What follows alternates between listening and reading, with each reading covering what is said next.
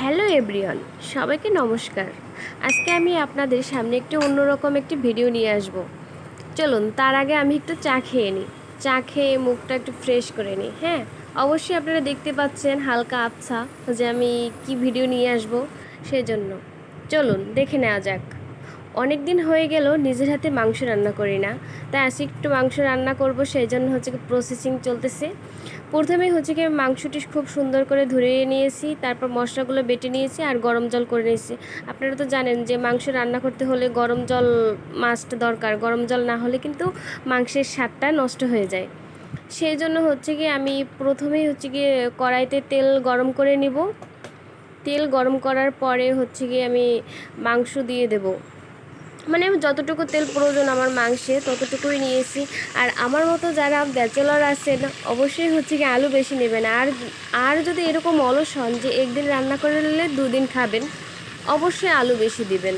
মানে এক পিস মাংস আর দু পিস আলু হলেই হয়ে যায়। এটাই হচ্ছে কি ব্যাচেলার লাইফ।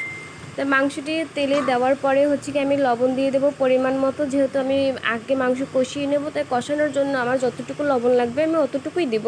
চাইলে বেশিও দিতে পারেন, এটা যার যার ব্যক্তিগত ব্যাপার, কিন্তু আমি কষানোর সময় দিলে আমি পরে হচ্ছে কি আমার বেশি হয়ে যাবে কম হয়ে যায় একসাথে দিলে, এই জন্য হচ্ছে কি আমি অল্প অল্প দিয়ে নিই। দেওয়ানোর পর আমি যে যতটুকু ঝাল খাবেন অতটুকু ঝাল দিবেন। আমি একটু ঝাল বেশি খাই, তবুও এইখানে একটু কম দিছি সবাইকে দেখানোর জন্য। পরে আবার আমি দিয়ে নিয়েছি। তারপর পরিমাণ মতো হলুদ দিব।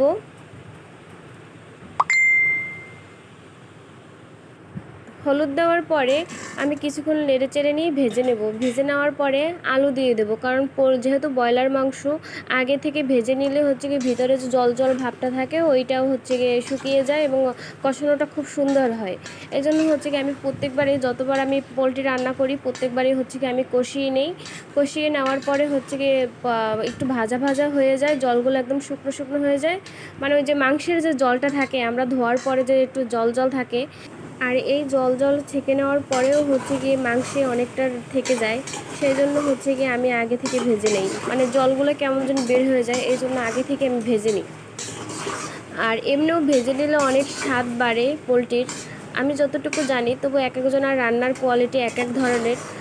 এটা এইটা প্রসেসিং ছিল আমার, তবু আমি এক এক সময় এক এক রকমের রান্না করি, কিন্তু আজকে আমি আপনাদের যেভাবে রান্না করে দেখাবো সেটা হচ্ছে দেখুন। তো তারপরে হচ্ছে গিয়ে আমি কয়েকটা তেজপাতা নিয়ে যাই, তারপর এলাচ লবঙ্গ, আর মানে এক কথায় হচ্ছে গিয়ে মাংসের যে মশলাগুলো প্রয়োজন হয় যেগুলো হচ্ছে গিয়ে ফ্লেভারটা অনেক সুন্দর করে মাংসের, ওই মশলাগুলো দিয়েও আমি কিছুক্ষণ ভাজি যাতে সেন্টটা বের হয়ে মাংসের ভিতরে ঢুকে যায় সেই জন্য। আবার ওই বাটা মশলার সাথে একসাথে দিলে পর ওই সেন্টটা আমি কেমন জানি আলাদাভাবে পাই না, সেই জন্য হচ্ছে আগে থেকে ভেজে নিই, মাংসের সাথে একদম দিয়ে নিই। তারপর ওইগুলো কতক্ষণ ভাজার পরে আমি ফার্স্টে দারচিনির বাটা, মানে কাঁচা যে দারচিনি হয় ওইটা বাটা, জিরা বাটা, তারপরে আদা বাটা, রসুন বাটা, আর হচ্ছে কি পেঁয়াজ বাটা, যার যার কুচিও দেওয়া যায়, থেতো করে দেওয়া যায়, বাটাও দেওয়া যায়, কিন্তু আমি একটু থেতো করে নিয়েছি, কারণ পেঁয়াজ বাটতে গেলে আমার প্রচণ্ড চোখ জ্বলে, যার কারণে আমি বাটি নাই, একটু থেতো করে নিয়েছি। আমি সব সময় মানে আমি পেঁয়াজ বাটতে আমার খুব কষ্ট হয়, এই জন্য আমি পেঁয়াজ কাটি নাই। এই জন্য হচ্ছে কি পেঁয়াজটা আমি থেতো করে নিয়েছি। আর এই মশলাগুলো দিয়ে আমি প্রায় 5 মিনিটের মতো কষাবো, 5 থেকে 10 মিনিট আনুমানিক এরকম কষাবো। আর আমরা জানি যে মাছ মাংস সবসময় হচ্ছে 100 ডিগ্রির তাপমাত্রায় ফুটাতে হয় যাতে জীবাণুমুক্ত হয়ে যায়, সেই জন্য। আর আমি এগুলো কষানো একদম খুব সুন্দর করে কষাতে হবে। আর মাংসের স্বাদ বৃদ্ধি করে কিন্তু কষানোর উপরে, আপনি যত সুন্দর করে কষাবেন মাংস কিন্তু অত সুন্দর করে, মানে অত সুন্দর অত মজার হবে। তাই এই জন্য খুব সুন্দর করে কষাবো যেন একদম তেলটা ছেড়ে দেয় আর মাংসের গায়ে যেন মশলাটা লেগে যায়। সেটা দেখুন আমি একদম মানে টাটকা টাটকা করে ভাজার চেষ্টা করছি, আর একদম হাই হিটে ভাজার চেষ্টা করছি। লো হিটে ভাজলেও সমস্যা নেই, কিন্তু হাই হিটে যেহেতু আমার তাড়াও ছিল, একটু ক্ষুদা ক্ষুদাও লাগছে, দুপুর হয়ে গেছে, প্রায় 12:30 বেজে গিয়েছে, সকালে শুধু 1 কাপ ওই যে চা খাইলাম, তারপর আর কিছু খাওয়া হয় নাই। এই জন্য আমার ক্ষুদাও লেগেছে, সেই জন্য খুব তাড়াহুড়া বলতে অত তাড়াহুড়াও না, যতটুকু প্রয়োজন ছিল আমার অতটুকুই করে নিয়েছি, যেহেতু আমি কারেন্টের চুলা ইউজ করি। কারেন্টের চুলার থেকে কিন্তু গ্যাসের চুলায় রান্না ভালো হয়, সেটা মনে হয় আপনারা জানেন। কারেন্টের চুলার থেকে গ্যাসের চুলার রান্না আরও, চুলার কথা তো আরও বাদ দেই, মাটির চুলার রান্না তো আরও টেস্ট হয়।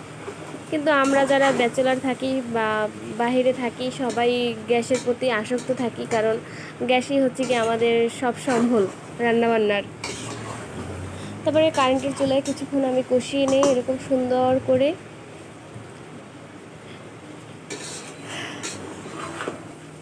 মাংস রান্নার পাশাপাশি আমার আর একটা খাবারের কথা মনে পড়ে যায়, সেটা হচ্ছে কি ডালের বড়া। আর এই ডালের বড়াটা হচ্ছে কি আমার মায়ের হাতের ডালের বড়া, কিন্তু কি এখানে তার মা নেই যে মা ডালের বড়া খাওয়াবে। যেহেতু আমাদের বাড়ি থেকে বরিশালে আপ ডাউন করতে 1.5 ঘন্টা লাগে, এই জন্য হচ্ছে কি আমি নিজেই হচ্ছে কি ডাল ভিজিয়ে নেই সকাল সকাল, মানে মাংস যখন বের করছি তার পরপরই হচ্ছে কি ডালটাও ভিজিয়ে নেই। এবং ডালটা মাংস কষানোর পর মানে সাথে সাথেই আমি ডালটা প্রসেসিং করতে থাকি, যে ডাল ধোয়া টোয়া সব কিছু করে। আর ওদিকে হচ্ছে গিয়ে মাংস কষানোর পর ভাজা ভাজা হয়ে যাওয়ার পরে আমি মাংসতে একটু বেশি পরিমাণে জল দিই, কারণ যেহেতু ব্রয়লার মুরগি একটু জল বেশি দিলে হচ্ছে কি মাংসটা ভালো সিদ্ধ হবে এবং জীবাণুমুক্ত হবে। সেই জন্য হচ্ছে কি আমি একটু বেশি করে জল দিয়ে নেই। আর এমনিও আমি মাংসে বা মাছ একটু সবসময় বরাবর একটু বেশি জল দিয়ে রান্না করি, বেশি জল দিয়ে একটু বেশিক্ষণ ফুটাই। যতই হোক খাবার দাবার একটু সচেতন হওয়া দরকার প্রত্যেকেরই। প্রপারলি অত সচেতনও না আমরা, যতটুকু সম্ভব ততটুকু। তারপর জলটা বেশিক্ষণ দিয়ে আমি ডালের কাছে এসে যাই এবং শিলিপাটায় বেটে নেই। আর এই ডাল বাটার পাশাপাশি হচ্ছে কি আমার বাড়ির কথা অনেক মনে পড়ে যায়, কারণ বাড়িতে থাকলে হয়তো এই ডাল বাটা লাগতো না, আমাদের যে কাকিরা আছে তারাই হচ্ছে কি ডালগুলো বেটে দিত আমাকে। আমি যদি বলতাম যে কাকি ডালের বড়া খাবো, তখন হচ্ছে কি তারা বেটে দেয় এবং মা ভেজে দেয়।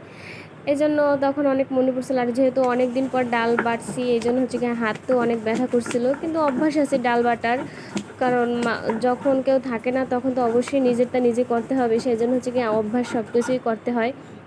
এই জন্য ডালটা আমি বেটে নেই, মানে চেষ্টা করছি যতটুকু ফিনিশিং করা যায় সেই জন্য। কারণ পেঁয়াজুর ডাল বাটা আর এমনি ডালের বড়া অনেক ডিফারেন্ট। পেঁয়াজের তো ডালটা একটু আস্তে আস্তে থাকলে ভালো লাগে, পেঁয়াজ বেশি। কিন্তু যেহেতু আমি এই ডালের বড়া হচ্ছে কি পেঁয়াজ খাবো না, সেই জন্য হচ্ছে কি আমি একটু বেশি ভালো করে বাটার চেষ্টা করছি। তারপরে এই যে বড়ার প্রসেসিংটা আমার ভিডিও করতে আমার মনে ছিল না, তাড়াহুড়ায় যেহেতু 12:30 বেজে গিয়েছে, সেই জন্য আমার তাড়াহুড়ো করে রান্না করতে। এই ডালটা বড়া ভাজার সময় মনে হয় 1:30 বেজেছিলো। বড়াটা ছিল যে হলুদ মরিচ লবণ আর হচ্ছে কালো জিরা।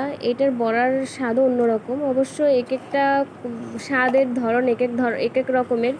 আর একদিকে হচ্ছে কি আমার মাংসটা আমি গ্যাসের চুলায় বসিয়ে দিই, আমার যেহেতু কারেন্টের চুলায় বড়াটা নিয়ে যাই।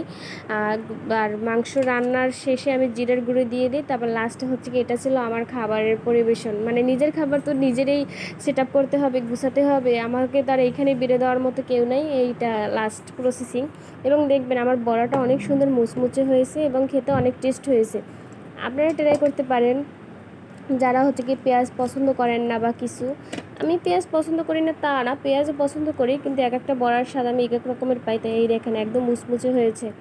আমি অনেক সুন্দর করে হচ্ছে গিয়ে মানে অনেক নিভা নিভা তাপে ভাজছি, কারণ বড়া নিভা নিভা তাপে ভাজলে ভালো হয়। আর ওদিকে আমার মাংসটা অনেক সুন্দর করে হয়ে গিয়েছে। মাংসের ঝোলটা হচ্ছে কি সব থেকে আমার বেশি ফেভারিট থাকে সবসময়। আমি মাংসের থেকে মাংসের ঝোল পছন্দ করি বেশি।